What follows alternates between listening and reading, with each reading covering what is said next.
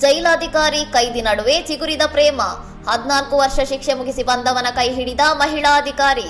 ಸತ್ನಾ ಕೇಂದ್ರ ಕಾರಾಗೃಹದ ಸಹಾಯಕ ಫಿರೋಜಾ ಖಾಟೂನ್ ಅವರು ಕೊಲೆ ಪ್ರಕರಣದಲ್ಲಿ ಜೀವಾವಧಿ ಶಿಕ್ಷೆ ಅನುಭವಿಸಿ ಬಿಡುಗಡೆಯಾಗಿದ್ದ ಧರ್ಮೇಂದ್ರ ಸಿಂಗ್ ಅವರನ್ನು ಮದುವೆಯಾಗಿದ್ದಾರೆ. 2007ರಲ್ಲಿ ನಡೆದಿದ್ದ ಕೊಲೆ ಪ್ರಕರಣದಲ್ಲಿ ಶಿಕ್ಷೆಗೊಳಗಾಗಿದ್ದ ಧರ್ಮೇಂದ್ರ ಸಿಂಗ್ ಜೈಲಿನಲ್ಲಿ ವಾರೆಂಟ್ ಸಂಬಂಧಿತ ಕೆಲಸಗಳಲ್ಲಿ ಫಿರೋಜ್ ಅವರಿಗೆ ಸಹಾಯ ಮಾಡುವಾಗ ಇಬ್ಬರ ನಡುವೆ ಸ್ನೇಹ ಬೆಳೆದಿತ್ತು. ಧರ್ಮೇಂದ್ರ ಸಿಂಗ್ ಅವರು ಉತ್ತಮ ನಡವಳಿಕೆಯ ಆಧಾರದ ಮೇಲೆ 4 ವರ್ಷಗಳ ಹಿಂದೆ ಜೈಲಿನಿಂದ ಬಿಡುಗಡೆಯಾಗಿದ್ದು, ನಂತರ ಇಬ್ಬರು ವಿವಾಹವಾಗಲು ನಿರ್ಧರಿಸಿದ್ದಾರೆ.